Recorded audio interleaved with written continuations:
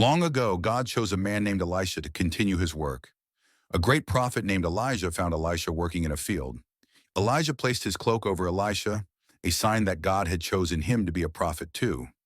Elisha left everything behind to follow Elijah and serve God with all his heart. A poor widow came to Elisha. She was very sad because she had no money to pay her debts, and the creditor wanted to take her 2 sons away. Elisha told her to go and borrow as many empty jars as she could from her neighbors. Then she was to pour her little bit of oil into the jars. The widow obeyed, and a miracle happened. The oil kept flowing and flowing until all the jars were full. She sold the oil, paid her debts, and saved her family. One day Elisha's friends were cooking stew, but they accidentally put poisonous gourds in the pot. They cried out for help, saying, "There's death in the pot." Elisha told them not to worry. He added some flour to the pot, and God made the stew safe to eat. Everyone enjoyed their meal without any harm. One day a man brought 20 small loaves of bread to Elisha, but there were 100 hungry people to feed. Elisha said, "God says they will eat and have leftovers."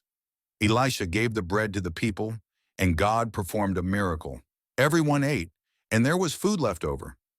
Naaman was a powerful soldier, but he had a terrible skin disease called leprosy. He came to Elisha for help. Elisha's messenger told him to wash in the Jordan River 7 times, and he would be healed. At first, Naaman didn't want to do it, but he finally obeyed. When he came out of the water, his skin was healed.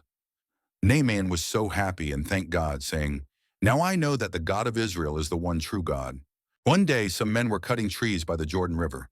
Suddenly, one man's iron axe head fell into the water. "Oh no, it was borrowed," he cried. Elisha asked where it fell. He threw a stick into the water, and the axe head floated up. The man picked it up and was so relieved.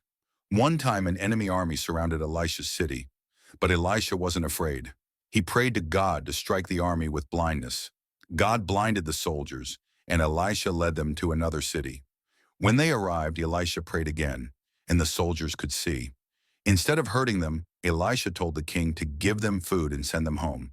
The soldiers left in peace, amazed by God's power. Elisha's life was full of amazing miracles. Through him, God showed his love, power, and care for his people.